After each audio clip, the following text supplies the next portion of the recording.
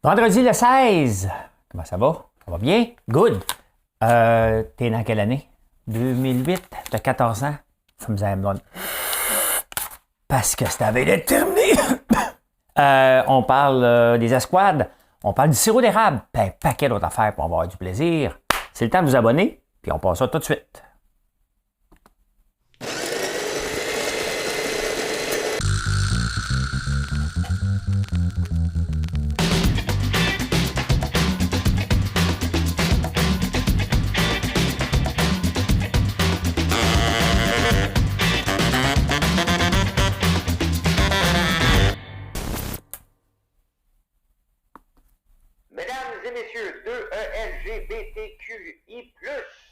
Voici l'énigme du jour.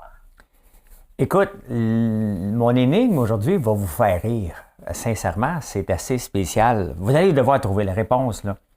Mais le 16 décembre 1989, c'était la fin d'un journal à Montréal. Lequel? Vous allez voir, avec la réponse, vous allez trouver ça pas mal rigolo. Non, mais c'était un journal sérieux, là. Non, c'était pas un journal. Vous allez voir, vous allez voir.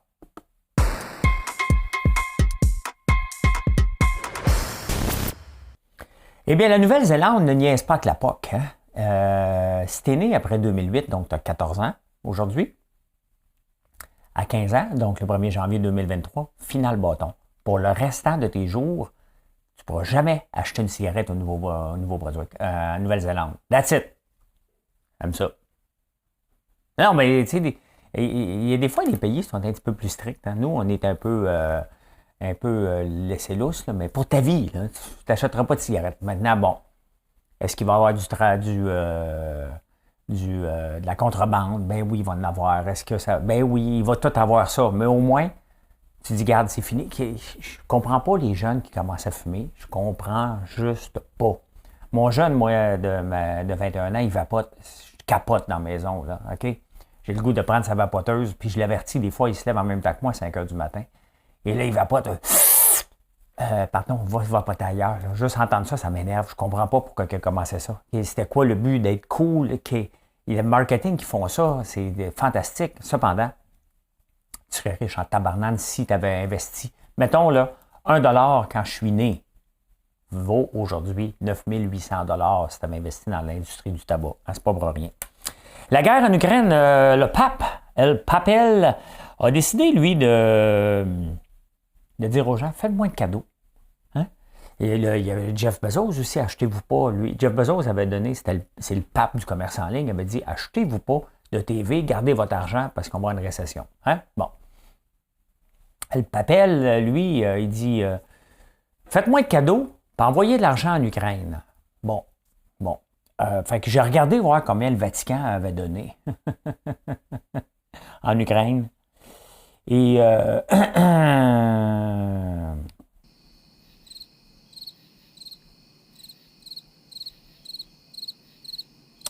zéro. Donc, le pape nous dit de donner, mais eux autres, ils ne donnent pas. J'ai beau fouiller, j'en trouve pas. Je trouve rien. Hein? Des fois, il faut thinking out of the box, là. J'aimerais ça que tout le monde m'écoute des fois, puis thinking out of the box. Bon, malheureusement, vous voyez, il y a une petite fillette qui est décédée parce que quelqu'un allait trop vite dans une zone scolaire. Je tombe là-dessus aujourd'hui. Florida Grinch hands out onions to speeding driver. Dans la zone scolaire, un shérif, une police, ça déguise en Grinch, puis donne un oignon. Si tu vas à 5000 à l'heure, donc à peu près, ici c'est 30, donc si tu vas à 38 et moins, au lieu d'avoir un ticket, tu vas avoir un oignon. Fait que le gars il trouve ça bien drôle, tu sais. Hey, imaginez-vous ici.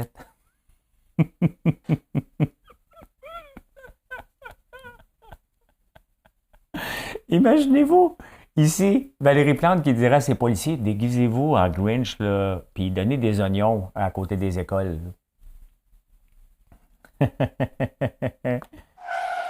C'est à peu près ce qu'on ferait, hein? Hey, donnez des oignons! Tu sais, s'il y a quelque chose qui n'est pas loufoque, là, c'est bien la vie des enfants, là. C'est sérieusement, là. Mais bon, hein?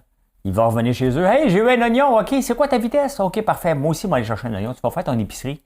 Alentour, tu passes le tour, tu dis OK, parfait, je peux faire ma soupe à l'oignon. Ben, j'imagine que si tu passes 2 fois, tu vas l'avoir, donc t'envoies ta famille. Tu sais. Hey, TikTok banni aux États-Unis sur toutes les applications maintenant des fonctionnaires qui ont un téléphone fourni par le gouvernement. Il y a 7 États aussi qui veulent le bâtir, 7 États. Donc, il y a quand même beaucoup de pression sur TikTok, mais il ne faut pas oublier là, que Facebook, hein? Tu sais, l'affaire aux États-Unis, c'est que les compagnies peuvent te donner de l'argent à full pin. Hein? Donc, tous les lobbies de Facebook, Twitter, puis de Google poussent de l'argent au gouvernement aussi, là, puis ils font peur que TikTok, c'est chinois, puis tout ça, là. Hey, vous avez tous partagé votre playlist sur Spotify. On sait tout ce que vous écoutez. À quel moment de la journée vous l'écoutez. Les applications ramassent des données maintenant. Il faut arrêter de capoter, là. Mais j'essaie de trouver, il y a quand même 100... Oh, je pensais que le criquet marchait encore. Il y a quand même beaucoup d'employés fédéraux là-bas. Je pense que c'est 18 millions. Et j'essaie de voir quelle est la proportion de fonctionnaires qui ont un téléphone fourni. Tu sais, c'est-tu 2? Qui a un téléphone fourni comme fonctionnaire? Il y en a-tu ici qui m'écoutent qui ont un téléphone fourni? Je serais curieux. Très curieux, très curieux. Hein? Hey, c'est beau un loup, hein? Oh, les loups. Ah,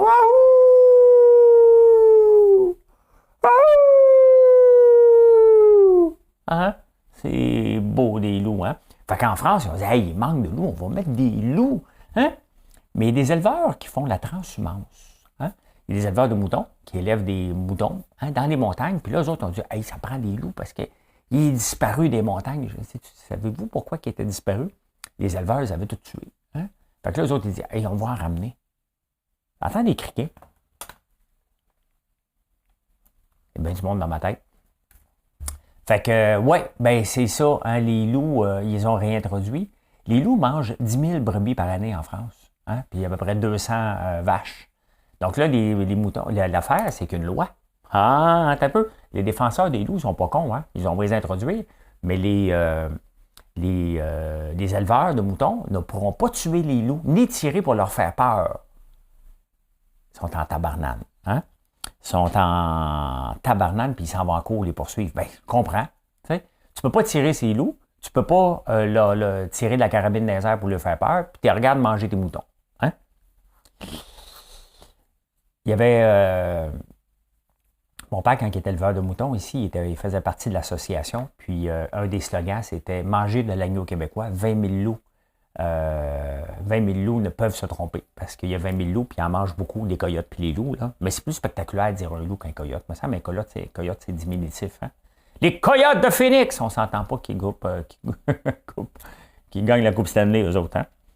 Ah, hey! Tu sais, Post Canada, ici, là, on chiale un peu contre. Ils sont pas tellement rapides, puis ils livrent pas tellement colis. Puis il y a des bonnes personnes, là. Salutations, Mère Chantal.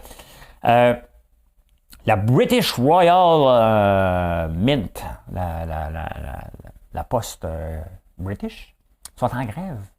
110 000 fonctionnaires en grève en ce moment. Ils font des grèves tournantes, donc une fois de temps en temps, juste pour accumuler des colis. Il y a tellement de colis à l'arrivée des fêtes que les renards et les rats ont débarqué parce qu'ils ont mis ça dehors. Il y en a tellement, ils ne savent plus quoi faire. Fait que là, ils veulent mettre une toile par-dessus ça. Mais il y a des renards partout qui dévolent des colis. C'est le fun, hein? C'est le fun en tabarnouche. Ah, ils ont refusé une offre de 9 % d'augmentation.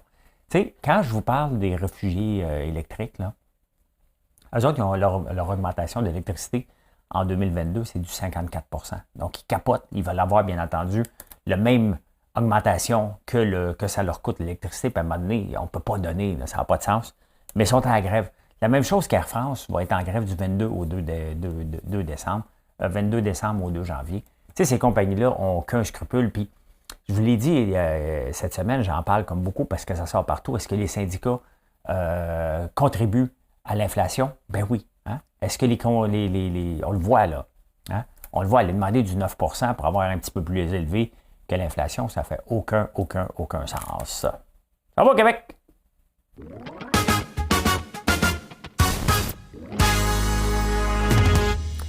Malheureusement, ben, il y a une fillette qui est décédée, puis le gars, il fallait qu'il fasse un délit de fuite, puis il est pogné. Tu sais. OK. Pourquoi t'arrêtes pas? Pourquoi ne pas arrêter? Hein? Faire face à ses torts, parce que là, ça va être encore plus long. Vous savez, c'est quoi les excuses? Il y avait 4 escouades. 4 escouades pour les tickets. Il en donne moins de tickets. Hey, ben c'est ça le problème. Hein? On crée des escouades. Une police, là, c'est supposé faire, c'est à autre tâche connexe un peu. Tu donnes des tickets, tu fais rouler la circulation, tu fais ça, mais Valérie Plante, depuis qu'elle est arrivée, elle a créé des escouades. Donc, si t'es pas dans une escouade, tu dis, ah, pas moi! Ça, pas moi les écoles, pas dans l'escouade d'école. Ouais, mais il va. Pas moi! Hey, il y a un pompier à Mirabel, donc on n'est pas à Montréal, là, qui vient de perdre sa job ou suspendu parce qu'il est allé arrêter un feu, là. Pas toi! C'est ça, les syndicats, hein? Hey, va pas faire ça. T'sais, les syndicats, qu'est-ce que vous pensez qu'ils font, hein? T'es pas dans l'escouade disquette des écoliers? Va pas niaiser dans ce coin-là. Va ailleurs. C'est ça que ça donne. Une police, c'est une police. Dès que tu vois quelque chose qui n'a pas d'allure, tu le fais. Hein? Des escouades de moins. Mais il y en a déjà. Dès qu'il y a une escouade, il y a une escouade de 3 à Montréal. Point final. Là. On a l'UPAC, les escouades. Hein? Ben, vous voyez ce que ça donne? Ça donne absolument rien. Hein? Le REM. Le REM de l'Ouest. Le but d'un train haute vitesse, là, c'était, en premier lieu, c'était de relier l'aéroport. Hein? L'aéroport de Montréal au centre-ville. C'est tout ça qu'on parle en 20 minutes, en 10 minutes. Puis, ah ouais, le 20 minutes, on parle plus de ça en vivant en banlieue en 20 minutes. No! Pas mal fini. Fait que là, il y a un petit délai. C'est autres, les délais, ils niaisent pas que la POC, là. Hein? Ça devait être celui qui venait de la Rive-Sud devait être là, prêt. Finalement, ça va être l'été prochain, donc probablement en 2024. Le REM pour se rendre à l'aéroport devait être prêt en 2024. Niaise pas que la POC, là. 2027. Tiens, hein? On niaise pas, on va te prendre ça 3 ans de plus, là. Ils sont pas capables. On n'est pas capable de gérer un projet. Fouillez un peu sur le net, là, il y a des places, là. Il y a des Amish qui ont construit une étable en un week-end. Là. Vous allez me dire, c'est une étable, parfait. Mais ils se sont mis. Ils ont fait un bi. On peut-tu faire un bi? Hein? Faire un bi, ça veut dire quoi? Là? C'est sûr qu'il faut être inclusif. Là. Faire un bi. On va faire un bi. OK? Faire un bi. Faire un bi. Hein? Effectuer un travail en commun pour aider quelqu'un, une corvée. Hein? Putain. Dernière heure, la production de sirop d'érable, une augmentation de 59 %. Hey, là, je ne peux plus acheter 1 % du marché. Là, Hélène, il n'arrête pas de grandir la production. Ils grandissent plus vite que moi, je grandis. Pas juste. C'est pas juste. Je vais avoir 1 % partout, moi. That's it, that's all. C'est toujours mon objectif. Vous m'avez cassé les oreilles pendant 3 ans pendant que j'étais au Dragon. Fait que c'est à mon tour maintenant de vous casser les oreilles avec mon 1 %. Mais je travaille en tabarnouche pour y arriver. Tout ça pour dire quand même l'augmentation, 5,9, à peu près 6 millions de gallons qui ont été produits, c'est énorme. Un baril, c'est 45 gallons, là. Donc, faites le calcul, là. Un baril 45, donc 6 millions divisé par 45, ça fait 133 000 barils. Hein? C'est énorme, là. Hein? Ce qui me fait rire, c'est qu'il y a une gang de petits frustrés, parce que, tu sais, il y a un contingent ici. Donc, ils ont un prix qui est plus avantageux que partout dans le monde. Ben, le monde, c'est le Vermont, puis l'État de New York, puis l'Ontario. C'est ça. Le monde du sirop d'érable, c'est ça. Et là, eux autres, ils disent, non, on va en avoir encore plus. Fait qu'on va retenir notre sirop. Puis on va, quand il va y avoir une pénurie, ils vont être obligés de nous l'acheter plus cher.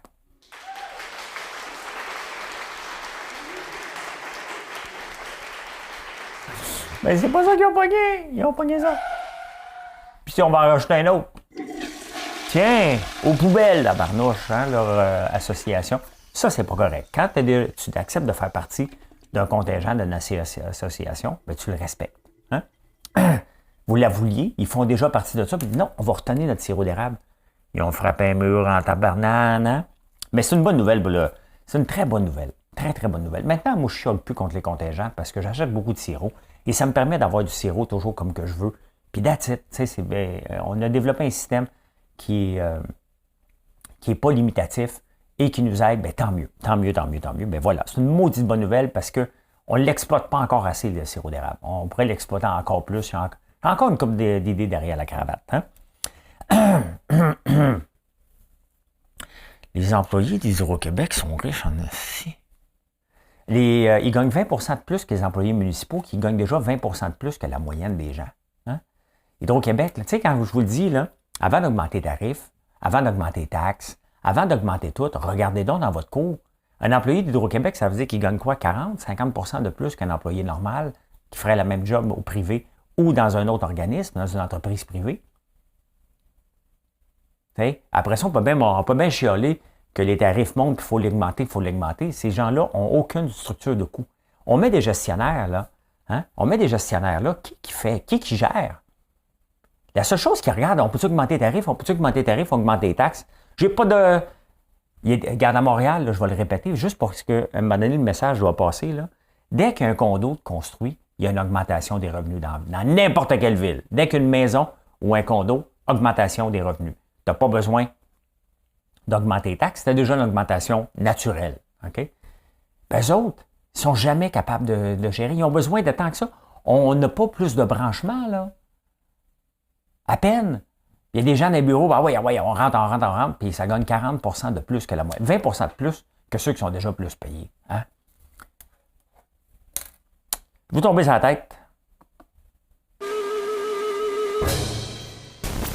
Je pense que les syndicats qui représentent les employés municipaux, l'école bleue, l'école blanc, oui, et les employés d'Hydro-Québec ont poussé le crayon un peu, mais le gouvernement, il ne peut pas rien faire. Ben non. Sinon, c'est de l'austérité. Austérité. Hey, mais là, on parle de quand même quelque chose de fun.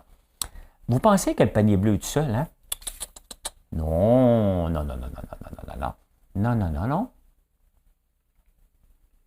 Je vous montre. On va le trouver. Ah, ben, il est ici. Je l'ai. Vous voyez ça ici? Ça s'appelle Prix Marché. Prix Marché, c'est quoi? Il y en a deux applications comme ça en Ontario, qui est Stylist et Prix Marché. Primaris, c'est la compagnie, entre autres, qui a beaucoup de centres d'achat, entre autres la Place du Royaume au Saguenay. Hein? Et eux autres, ce qu'ils ont fait, ils ont dit, OK, parfait. Hein? Les gens veulent savoir ce qu'il y a dans les centres d'achat. Fait qu'ils ont fait une application. Ils ont dépensé 50 millions, eux autres. Ça a l'air d'être privé, par contre. Je n'ai pas vu de subvention du gouvernement fédéral, mais ils donnent un petit peu. Là. Les crédits de recherche et développement. C'est ça qu'ils ont fait probablement. Donc, les autres, ils veulent le Amazon et le panier bleu. Hein? Donc, exactement ça, c'est un répertoire des produits qu'il y a dans le centre d'achat. Fait que tu arrives là-bas, tu prends tous tes produits, et là, tu peux le faire mettre de côté dans certains centres d'achat, ou tu peux aller, OK, il y a une valise à telle place. Donc, au lieu de chercher, y a-t-il une place de valise dans tel centre d'achat, tu t'en vas là, et tu fais ça. Pourquoi je vous parle de ça? Parce que les centres d'achat, ça doivent évoluer constamment. Hein? Je regarde les gens, là, le centre d'achat n'est pas mort. Hein? Comme disait Dédé Fortin dans la chanson, là. Ben, il n'est pas mort. Le centre d'achat, là, il y a eu une évolution, puis il va toujours évoluer, puis c'est une évolution supplémentaire parce que quand même, 80 des gens achètent encore en magasin. Il y a seulement 20 des gens qui achètent la plupart de ce qu'on consomme en ligne. Donc, ça a commencé les premiers magasins comme on connaît, là, les mom and pop shops. Hein, il y en a encore de ça ici. Moi aussi, c'était ça, comme ça qu'on a commencé, puis là, on est rendu ailleurs. Les années 1700 1800, c'était des mom and pop shops. Hein? Après ça, il y a eu des department stores. Department stores des années 1800-1900. C'est quoi ça? C'est la B. Sears, 1886, Sears, hein? La B. Après ça, juste un petit peu avant, le cash register. Avant, c'était un petit coupon puis du troc, là. Mais là, il y avait le Chiching. En 1883, il y a eu le Chiching. Et après ça, les shopping malls, ça a pris du temps. Ça est arrivé dans les années 1950, le centre d'achat qu'on connaît en ce moment. Au tout début, il y avait des supermarchés. Tu allais faire ton Steinberg là-bas, hein, ou ton Dominion.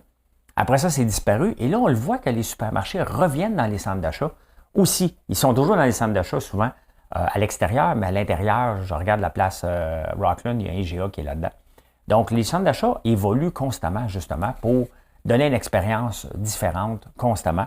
Et là, la dernière trouvaille, bien, c'est de faire l'équivalent du panier bleu. Un répertoire, des répertoires de ce qu'il y a à l'intérieur. C'est intéressant de suivre ça.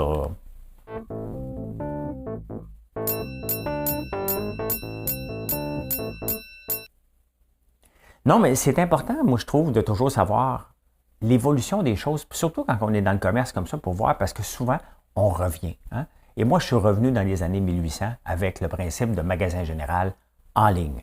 Donc, on se parle régulièrement et j'ai l'équivalent d'un magasin général, puis je suis là derrière le comptoir en train de vous jaser. C'est le concept que j'ai mis en place qui fonctionne très, très, très, très bien. Hein? C'est un concept qui demande énormément de dévouement sur les réseaux sociaux. Mais j'aime ça. Il doit aime ça. Est-ce que c'est la fin de Rivian? Rivian, qui est un camion que j'avais pensé acheter, ça vaut à peu près 190 000 $. Et j'ai décidé de garder mon diesel en attendant. Ils ont perdu l'année passée 4,85 milliards. Là, ils perdent 5,5 milliards. Et ils devaient faire un deal avec Mercedes, ça tombe à l'eau. Ils devaient faire un deal avec Amazon, ça tombe à l'eau.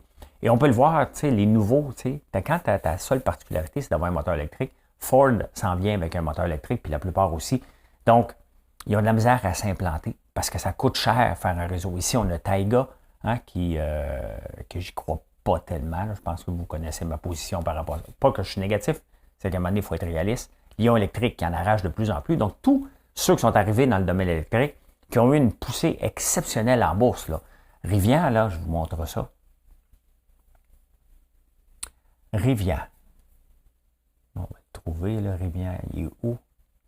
La bourse, pendant que je cherche ça, la bourse qui en prend tout pour son rhume hier. Et c'est normal parce que Rivian, t'es où Rivian? Non.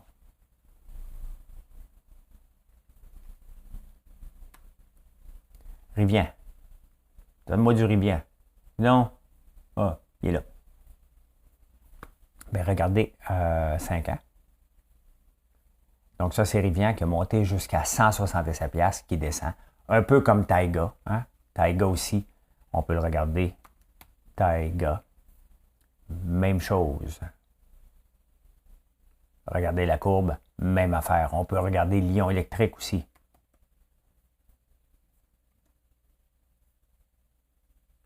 Lyon électrique. Regardez la même affaire. Tout ça, hein? Tous les nouveaux venus qui sont venus jouer dans les plates-bandes des grands joueurs sont tous en train de dégringoler. Il manque de cash. Il y a Lyon qui en a levé. Il y a Rivian qui est en train d'enlever. Il y a Taiga qui ne reste pas grand temps avant d'être obligé de refaire une levée de fonds. Et on le voit, hein? On s'est tous emballés. Moi aussi, parce que j'en ai des actions de Lyon électrique. Hein? Donc, est-ce qu'ils ont un futur? Bien, il y en a un paquet qui vont tomber, malheureusement. Regardez la bourse qui en prend pour son rhume, là. Hein? C'est toute une débandade. Mais ça, encore, regardez, ici, je vous le dis, là, on est rendu au 3e false head. On va les compter ensemble. En 2008, là, le pic qu'on a eu ici dernièrement, le 13 décembre, de 2 jours, dès que ça monte, la réalité revient. Les gens, là, disent, OK, une bonne nouvelle, parfait, les taux, ça a monté sur le taux d'inflation qui était passé de 7,7 à 7,1, alors qu'on s'attendait à 7,3. Fini! Le party est fini, il n'y aura plus d'augmentation de taux d'intérêt. Powell est arrivé, le boss des États-Unis. Il a dit non, c'est pas fini. Il faut faire serrer à vis. Il a monté les taux d'intérêt puis il dit on va continuer. Bien, regardez la bourse qui en prend une débarque, moins 810 en ce moment, donc presque 2-3 %. Le Nasdaq qui tombe de 3 %. C'est ça, hein? C'est des false heads, tout ça. Donc, on s'accroche à des petites nouvelles, mais la réalité fait encore plus mal que la petite nouvelle sur laquelle on s'est accroché. Et ça va falloir être prêt à vivre avec cette volatilité-là en 2023, parce qu'on est loin du 2 %. Il va en avoir des bonnes nouvelles, des semblables bonnes nouvelles, mais la réalité est un petit peu moins belle que ça. Et la réalité fait que les taux d'intérêt vont augmenter, donc le loyer de l'argent va coûter plus cher. Certaines compagnies vont tomber. Il va y avoir un ralentissement économique. C'est ça que le marché nous dit aujourd'hui. Il dit, oh boy, lendemain de veille, tu es sur le party, tu sais, le verre de trop que tu prends dans le temps des fêtes, puis le lendemain, tu te dis, mais tabarnouche, t'es-tu nécessaire, lui? Bien, c'est à peu près ça qui s'est passé à la bourse cette semaine. Hein? Les alumineries, ben oui, on donne de l'électricité, on perd 1,4 milliard en donnant l'électricité en bas du tarif. Et merci à Francis Veil de la presse de tout sortir ça. Qu'est-ce que ça va faire? Absolument rien, hein, parce qu'on s'en balance bien raide. On donne de l'électricité littéralement plus cher que ce qu'elle nous coûte. Là, juste vous le dire. Hein? L'inflation, 1 milliard contre 4, 5, 6 milliards d'investissement. Qu'est-ce que j'ai marqué? Je sais pas. David Stee, la compagnie de thé qui l'arrache, ça, la famille Seagull, c'est la famille qui est derrière David Stee, qui est aussi derrière le château. Eux autres, pendant 10 ans, ils ont perdu de l'argent avec le château et ils ont perdu de l'argent tout le temps avec David Stee. Le fondateur est parti, il est allé se lancer autre chose avec le fondateur de Shopify. Je suis en train d'encanter, on dirait que je joue avec mes mains. Hein?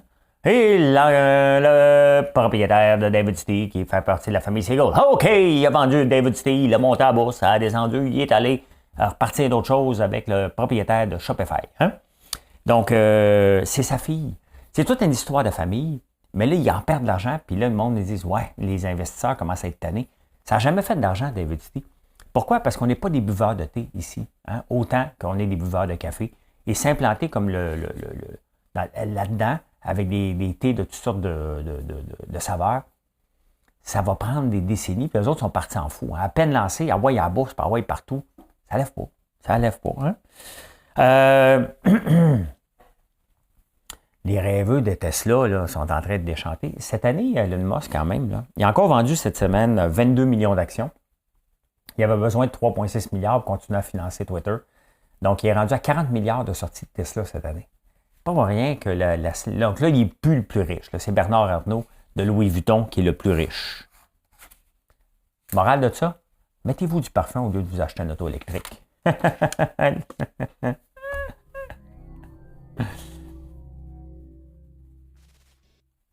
Ben oui, parce que Bernard Arnault, c'est Louis Vuitton, c'est toutes les choses de luxe. Donc, mettez-vous des jobs. C'est plus important d'investir dans le look, dans le paraître, que de paraître riche au volant d'une Tesla.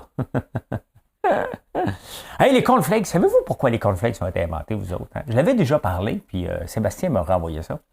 Oui, ça se voulait un remède contre les femmes. Oui, puis ils prenaient une concoction de cornflakes pour régler. Ça a l'air que l'avoine contrôlait les pulsions de se toucher, hein, dans le bas du ventre. Hein? Et ça tombe bien parce que c'est peut-être ça que je veux faire, c'est ça que je vais utiliser comme slogan parce que, bon, vous l'avez vu, cette bouteille-là, c'est ma petite canette de sirop d'érable qu'on va relancer en 2023. Mais je vais en faire aussi une petite canette de cold brew et je veux faire aussi du prêt à boire, du lait d'avoine dans ces petites canettes-là. Donc, hein? Pour aider à contrôler vos pulsions, buvez du lait d'avoine. François Lambert. Il y a un peu de travail à faire, là, mais là, je brainstorm avec vous autres. Là, tu sais? Oui. Il y a un match Tinder en Antarctica, ça se peut-tu? Ben oui, il y a un scientifique, toi, il n'y a rien à faire. Hein? Probablement qu'il est en train, peut-être qu'il est en train de manger des cornflakes. Si, je suis tanné d'être tout seul pour manger des cornflakes. Hein? Puis il y a peut-être une autre fille, un petit peu plus loin, dans une tente, qui mangeait des cornflakes, elle aussi. Fait qu'il s'en va sur Tinder, puis il fait « Voyons, quelqu'un pas loin? » Il fait un swipe, il y a un match parfait. Elle était juste à 45 minutes d'hélicoptère. Fait qu'ils se sont rencontrés, puis il a pris l'hélicoptère, puis il est allé la voir. Ouais, ben écoute donc, hein? Fait qu'elle était tout seul dans sa tente. Chacun ont été manger un bol de... Tu veux manger un petit bol de... Hein, cornflakes avec moi, toi? Hey, vous savez que j'aime ça chanter. Je chante mal, mais j'aime ça pareil. Hein? Avez-vous essayé de fredonner une chanson, le nez bouché? Essayez ça. Ça marche pas. On fredonne du nez, tabarnouche. Mais quand on le fait naturellement, c'est...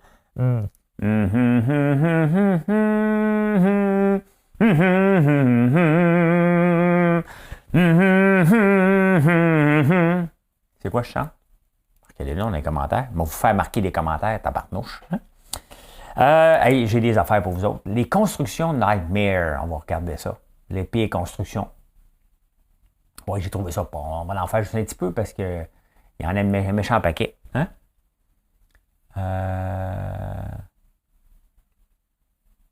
Oui, j'ai ça ici. Et ça, ici, du gay. OK. Laisse-moi monter ici. Là. Ben, ceux qui ne voient pas, moi, vous le décrire. Bien entendu, on commence par dans une toilette, juste à côté du robinet, il y a une prise de courant. Tout le monde sait ça, que l'eau et l'électricité, ça fit bien ensemble. Hein? Tu sais, le petit spring pour une porte, là, ben, le contracteur l'a mis dans le vide. Donc, la porte a ferme, mais le spring, il ne voulait pas user son spring. Hein? La porte de garage. Ouais. Ils ont fait la maison trop haute par rapport à la rue. Fait que ceux qui ne le voient pas, là, dites-vous que le trottoir est là, la maison peut être à 20 pieds plus loin, puis tu as une pente à peu près de 45 degrés pour monter dans ton garage. Un calorifère dans une porte. Tout le monde sait que ça réchauffe pour s'assurer qu'il n'y a pas de perte de fuite. Il y a aussi, on posait des fenêtres à côté de... Tu sais, il y a toujours de la brique puis des affaires blancs alentour pour faire beau. Hein? Bien, la fenêtre, ils l'ont mis à côté. À une autre place, les fenêtres sont croches. Hein? Des escaliers qui ne fitent pas. Hein? C'est marqué « Only in Russia ». Non, c'est en Chine, celui-là. Hey, les pires films à vie pour les enfants. Qu'est-ce que vous pensez que c'est le pire film à vie des enfants? Pinocchio. Pinocchio, savez-vous combien il y en a eu de films Pinocchio? C'est le Pinocchio de 2002 avec Roberto Benigni, qui est le pire film à vie pour les enfants. Juste en 2022, il y a eu 3 films de Pinocchio. Et il y en a eu 30, et le premier, il y en a eu 30 depuis tous les temps. Et le premier est en 1940, mais le pire à vie, c'était en 2002. Je ne sais pas pourquoi il y en a eu 3 en 2022. Hein? Probablement que c'est à cause de la COVID. Hein? Toute une gang de menteurs. Oui. Hein? C'est ce qu'on a vu. Probablement, on a vu trop de caricatures, puis le monde a dit « Hey, on va parler de ça, on va parler de ça. » Ça, on va penser du jour.